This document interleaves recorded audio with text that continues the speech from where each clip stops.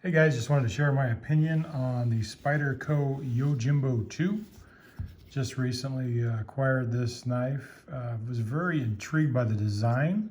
Michael Janich designed this as a martial arts fighting knife, and just thought it was a cool story behind it. Probably not going to do much fighting with it, but it's a nice addition to the collection, and I do like the unique features of it. Let's go ahead and go into the owner's manual here real quick. So it was designed by Michael Janich. This is the second edition of it. This is the Yojimbo 2. I guess the first one they discontinued in '06. It was a little different design. I think they kind of made some improvements on it. This one here has got the S30V steel with the Wharncliffe blade. They actually make a little trainer for it, so that if you want to train with it without cutting your partner into pieces, you can do that. So let's take a look at the knife itself. It's your normal Spidey clip with your little Spyderco logo on it. Got three screws there to hold it in. Definitely is a good solid clip. They got it set up for tip up, tip down, left side or right side, which is nice. All the screws are recessed and flush, except for the pocket clip screws. They're all flush down in there, so you don't really even see them. Even the pivot screw is flush in there. Got some jimping on there right in front of the compression lock. This is Spyderco's own design, their compression lock, and the main reason they designed this was to keep your fingers out of the way of the blade when it's coming down, because most of your your liner locks, I guess it's a Kershaw Clash, I've seen that in other videos of mine. They have a liner lock where you push the liner out of the way and then bring it down. Well, during that, your thumb's in the way of the blade coming down. Not a huge deal or deal killer, but that was why they got that on there. Plus, it doesn't put any tension on the blade while you're trying to open it, or puts less tension. So there's a few ways to open these from what I've seen.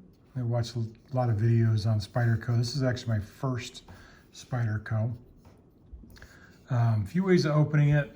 One of them, obviously, they make the hole, Spidey hole, whatever they call it, as a regular opener. And then you take the compression lock, press it down, it'll drop the blade. The other way is a Spidey flick. So you take your middle finger, put it in the hole there, and flick it open. Well, obviously I don't have it down yet. There we go. Second time I hit my hand, it was in the way. Kind of hard to do this with the camera and everything here. So yeah, just a quick little flip. There we go. That's way better. Little flick. Nope. I'll get better at it. And one more way is a Spidey drop. So I guess you take your fingers in there and drop the knife to drop it open. Probably not the most safe way to do it. I wouldn't recommend it, but that is one other way of opening it. So we got a Wharncliffe design on the blade. So it's obviously a straight blade with a swoop down. Now they did this swoop here, they put that in for your thumb. So they got the jimping back here. I don't know if you see the jimping. That is to get a purchase on the knife. So if you're doing some carving or whittling or whatever. But according to Michael Janich, if you're in a fighting situation, you've got this tapered blade, which holds really well in your hand, and then you can use that as a thumb, or excuse me, as leverage, your thumb using it as leverage. So if you're cutting, you have more power to the cut. So, and that was the other reason for the straight blade as opposed to a swooping blade, a blade that like swoops upward, kind of like we'll bring a clash out. So that swoops up. Well, when you're coming down with a cut, you're going to lose some of your cutting power with that blade swooping up. At least that's the theory. And with this, you're not going to lose any power. It's going to go straight and cut straight down. One thing that they did on this is it's a nice thick blade. And I'll show you the thickness real quick on there. Make sure it's zeroed. Okay. So up here, we have 0.14 inches and 3.369 millimeters. Okay, and that's pretty much 370. So it's got a good chunk of a blade right there, nice and thick. Now the only thing you have is it's super thin at the end. I don't know if the camera's picking up that very well, but that thing just comes down to a super, super thin point. Now, which is great for slicing, obviously, but not so good for utility. I would think that blade, now, I'll give it that it's S30V steel, so it's a harder steel and should be able to take quite a bit of abuse and hold an edge for a long time. But still, with that thin of a blade, I just cannot see using this to cut boxes and normal everyday tasks without somehow snapping that tip. But otherwise, what a great little slicer. I haven't actually used it to slice. I'll show you how this paper. It is very sharp. Let's take a look.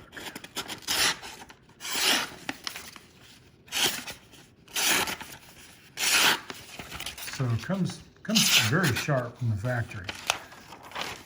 I was not as sharp as my martini knife with the Standy blade. Oh, that's not. But sharp enough. I mean, this will definitely do what it's designed to do with no problems whatsoever. So we're just going to give you an idea of the size of this. So we'll get this in the shot here. So you're looking right at about 8 inches. No, excuse me. No, it's not 8 inches. 7.5. So a little over 7.5.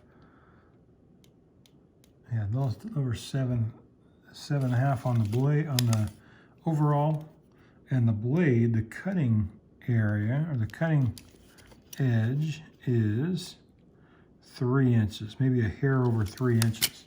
So it's got a good size to it. Now, if you compare it to the Kershaw Clash, it's about the same size. I also have the Buck 110. In case you've never seen a Kershaw Clash. So the Buck 110 sitting beside it, you can see that blade is super thick compared to that 110. And maybe even next to the rake. So just kind of give you some size comparisons of this blade. So it's a good size blade. Interesting how they tapered it down here.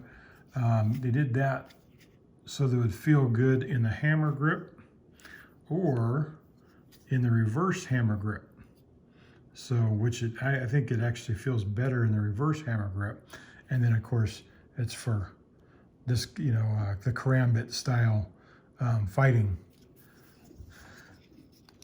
Great little knife. Like I said, it's very collectible. I probably won't be doing any fighting with it anytime soon, obviously. But it is very unique design, very good looking knife. You just don't see this design much anywhere.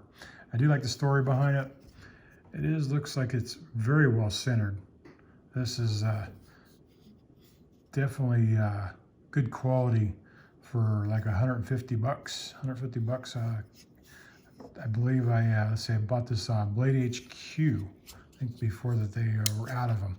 Oh, excuse me. No, I got this on at Optics Planet is where I got it.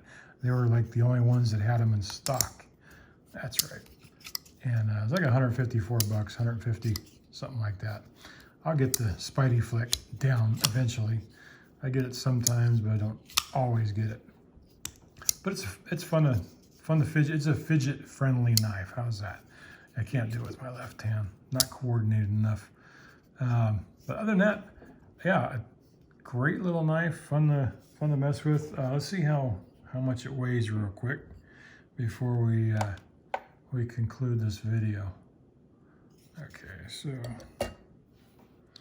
so 4 ounces right on the dot. That's great. So you see, it's super light. You compare it to like a buck 110. This thing's kind of a monster. So 7.3, and Kershaw Clash. Of course, this is pretty lightweight. It's still even heavier than the Kershaw Clash, which is 4.4. So yeah, very, very light, agile blade. I don't know if I mentioned it or not, but really well quality done. If you look here, so you got the G10 handles, which are super grippy. I mean, really well done. You get your hands wet, and that would probably still feel really good and not slip out of the hands. But they also recessed the liners. If you can see that in there, maybe not. Let's open this up. Let's see if we got, so you can see the liners in there. They're recessed into the G10, so you don't see the liners. All you see is the G10 wrapped around it. Just a very quality design, quality done. Got a good feel, fit, finish, everything to it. A great little knife.